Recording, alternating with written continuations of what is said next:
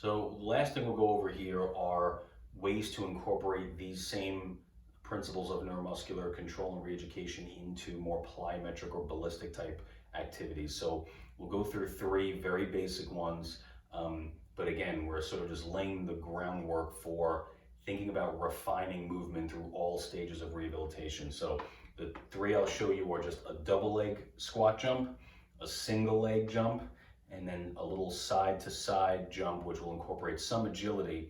But our focus here is refinement of movement. So I'm not worried about power right now. What I'm looking at is how is the patient able to do this? So if we do a squat jump, basically what I'm looking at is off the launching point and off the landing point.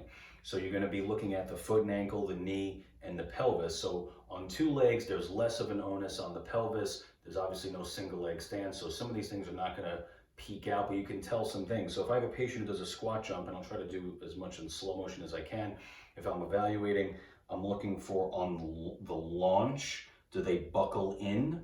And I'm sorry, as they descend into the squat, are they buckling in? And then as they launch, do they buckle?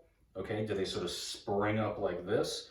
Or, and I'll actually do a jump, when they land, do they cave in like this? Okay, now I'm doing this pretty egregiously.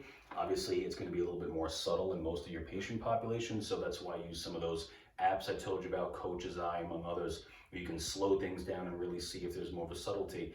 Literature tells us that 5 degrees of femoral abduction and internal rotation into a valgus position is enough to potentially create problems. So you want to make sure you're really picking this apart. Not everything is going to look like a total disaster like what I just did. So you can use bands to cue, you can use a mirror, you can use a lot of different things to have your patient understand what a squat jump really should look like. Now, they're doing this once they've shown the ability to do some resistance and some non-impact work with proper technique, and then you transition them into something like this. Same rules apply for a single leg.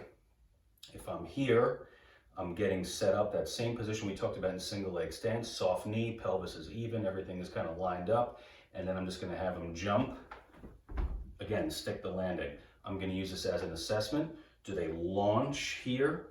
Do they land here? Does their pelvis drop? All these same things we've talked about. I'm using this as an evaluative tool and then progressing forward, watching them do these exercises, using these as a drill to progress their leg positioning. The last one I'll show you is sort of drifting into the realm of a bit agility and lateral movement.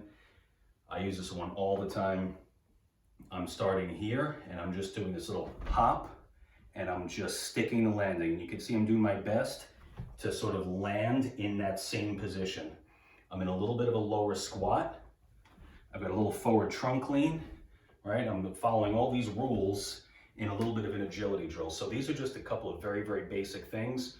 There's a million ways to do it, but if you concentrate early on refinement of movement, having your patient understand proprioceptively and sort of control-wise where their legs should be, then it's much easier to progress into power without worrying about something going wrong or them losing positioning.